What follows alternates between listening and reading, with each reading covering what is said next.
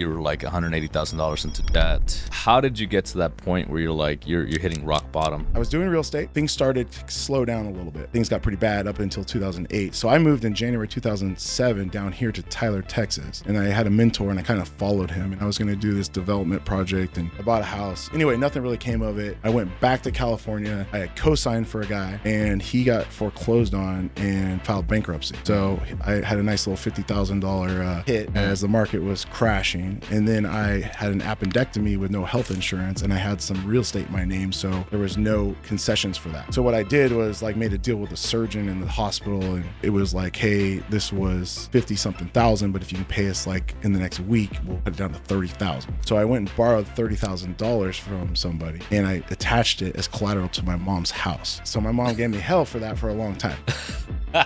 So full disclosure, I got involved in trying to get myself out of debt. I was about $100,000 in debt and I was just working, doing anything I could. I cut firewood. And then I wound up trying to get out of debt by growing weed with medical licenses, trying to make a profit on that. But then we got in trouble for that. Yeah, by the time that was all done, I was $180,000 in debt. I went to court 36 times. 36 times? 36 times for growing weed. You went to court 36 times? 36 times. I'm not embarrassed to talk about it, but I'm talking about this because of the state I was in at the time. But I just went hardcore. I ran into a high school friend of mine and she's like, you still do real estate? And I'm like, yeah. She's like, I need to buy a house, but I don't like this realtor. Yeah. I'm like, hey, if you hire me, I'll be the best you've ever seen. Like, I'll do anything. And she's like, yeah, let's do it. I'm like, okay, cool. So I wound up like selling her house. But that was like basically became my mindset. I was whatever it effing takes. By like 6 months later, I was rolling. I was selling tons of real estate, but I would still buy a house here and there. And then what I would do with that is I would flip it. So I do like 1 or 2 flips at a time. And that's how I paid off my debt over like a couple year period. With doing the flips? Yeah. Nice.